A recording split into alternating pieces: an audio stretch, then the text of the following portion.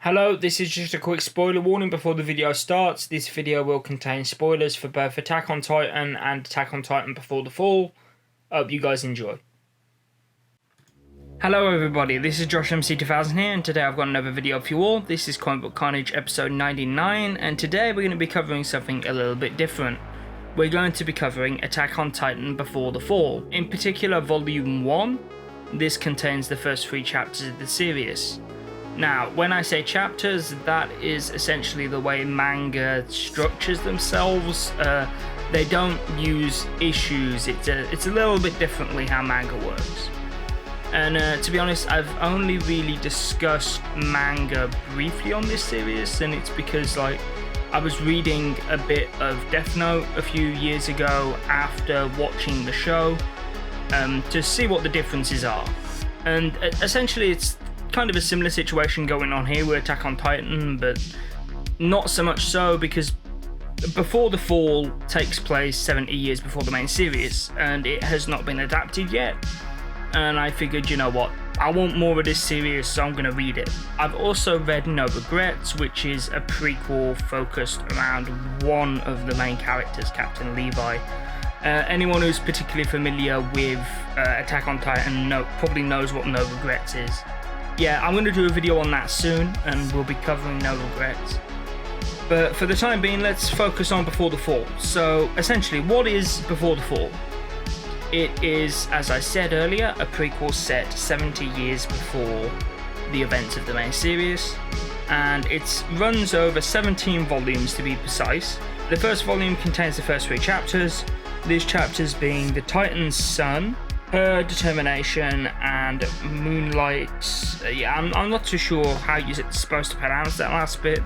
I'm having a bit of a mental block there. Moonlight something. So essentially what happens is the first chapter opens and we're following some members of the Survey Corps. Now, the Survey Corps in Attack on Titan, for the uninitiated, they're a branch of the military. The military has 3 branches. You have the garrison, which is basically like the people that guard the walls. They basically do all the fortifications and the defense. And you also have the MPs, which are the military police, and they're basically the police force. They spend most of their time in kind of like the middle run of the walls, because essentially the walls have like 3 walls, and that's basically, at the start of the series, that's essentially what's protecting humanity from the Titans, which are these big monsters that basically try and eat people. That's essentially your basic crash course in like the basics of Attack on Titan.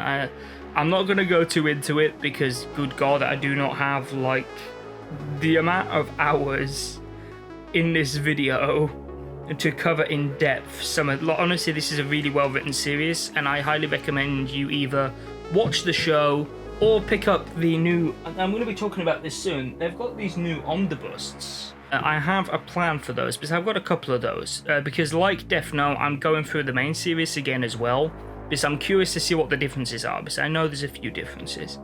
But anyway, Before the Fall. Now I've kind of given you the crash course. The first chapter opens up with 2 members of the Survey Corps. These people being, I noted down the names because I'm awful at remembering character names, especially when it's the first time I've read anything with them.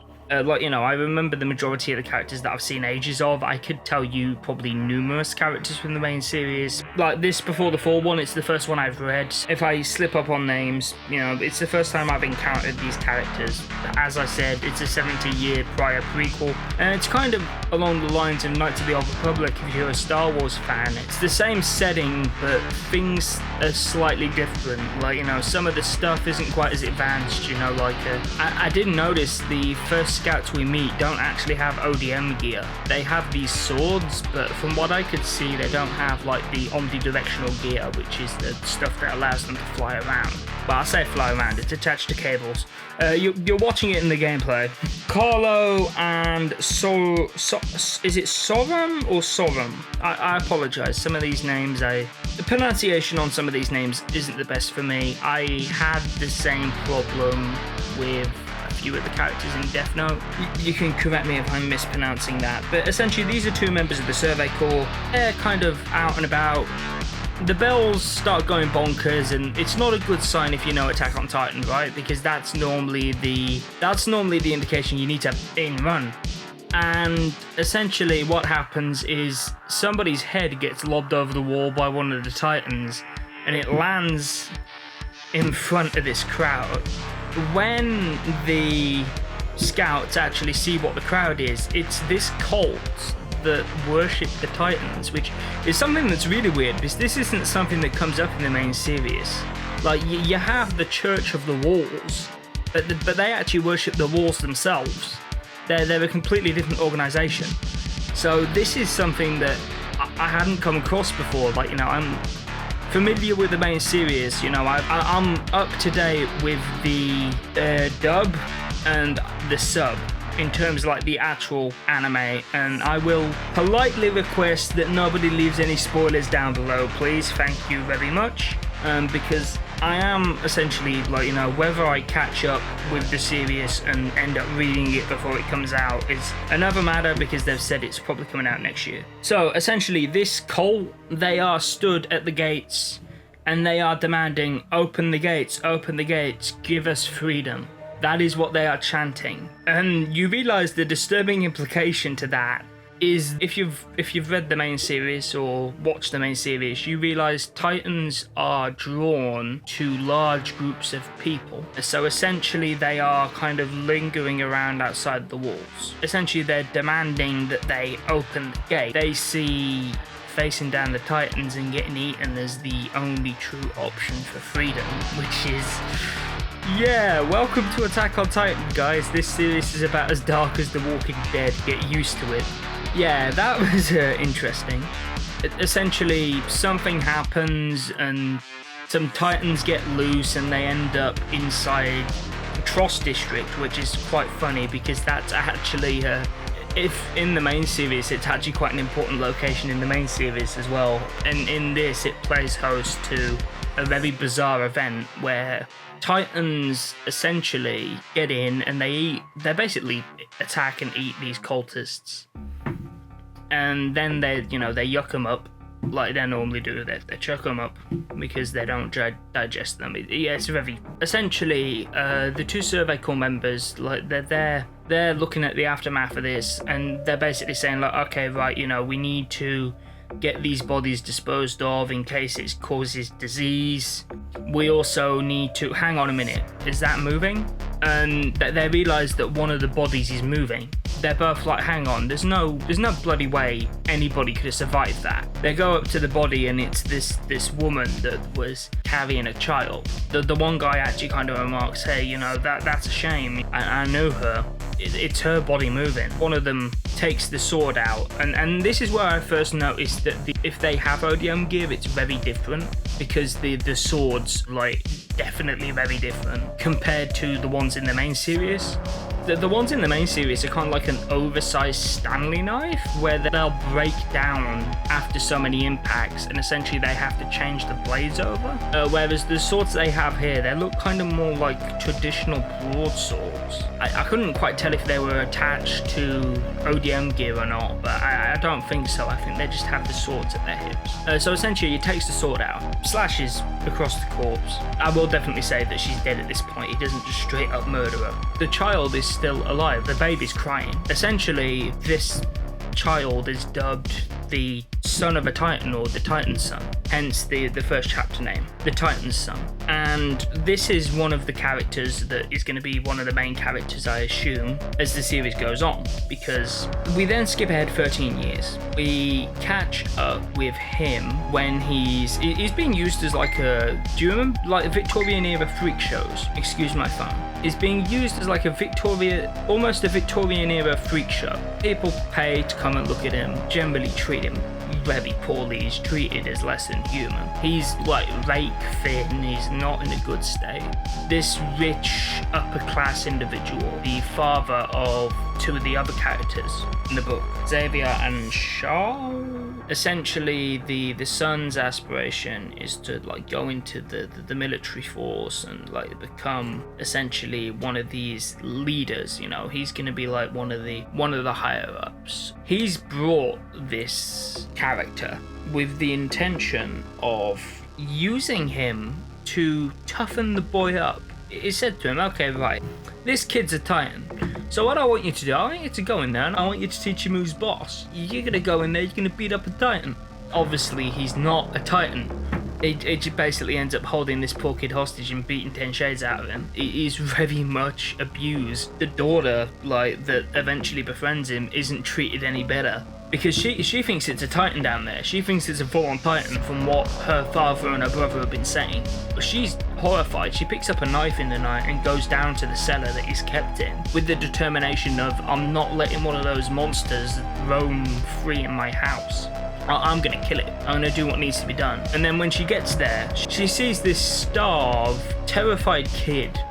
Like, she drops the knife in surprise, and he just picks it up and gives it back to her. Because ultimately, going out like that is better than living like that in his head. She realizes this and she feels awful because she realizes, yeah, he's not a Titan. He's just some kid. This is a recurring theme with Attack on Titan. There's always themes to do with, like, it's very much, I compared it to The Walking Dead earlier. It's very much like that. It kind of has a theming of people are the real monsters. It's very similar in that way to The Walking Dead. You know, the idea that yes, the Titans are the monsters, but there are more evil people that are ultimately the antagonists. So it kind of fits in with that. It's one of those where, like, you know, so she starts taking him food, she starts taking him books, and she's just trying to make his situation a little bit better, so he's not having to deal with all this crap. What she doesn't realize is that he's plotting to escape. He's learning all this stuff. He's looking at like books to do with chemistry and stuff to figure out how to destroy his chains with like chemical reactions and stuff with what he has to hand. And so essentially what happens is the older brother, at the end of the third issue, the older brother announces that yeah, he's going off to join the recruits. He's going to go and join the army now. So they don't need this poor lad anymore. This lad Kokoro, you know, he's no longer needed anymore. So the old man's like, all right, I'll just send him on. So someone else can find use in him. This is also the same night that he announces to his daughter that yeah, your marriage has been arranged. Like she's 15 years old, but he's arranged a marriage for her. Yeek. One thing I will say about Attack on Titan as well, 15 is the age they join the military. In the original series, Eren and Armin and Mikasa, the main characters, were that age when they were learning to fight. You see what I mean about like some of the novels in the show being a bit skewed in terms of like on all sides. Later on, there's another faction of humans that are come across. Some of their practices are literally inspired by the Nazis. They put the people from the island and the walls into like concentration camps. Well, not them directly, but like their descendants. They put them into like these exclusion zones, and they literally have starred armbands like in the Second World War. It's, you know, it's meant to evoke imageries of that. There's some pretty screwed up stuff in the setting. So like, you know, it's like, I wasn't exactly surprised when I realised that this individual that was doing this to both Kokoro and his daughter was an absolute piece of work. It wouldn't surprise me if it comes back to bite him on the rear end, because it normally has a habit of doing so. The chapter ends with her going down to Kokoro in the basement, and she's crying her eyes out, and she's telling him what he's just told her. And Kokoro says, well, okay, that's it. We leave tomorrow. I need to escape anyway, but come with me.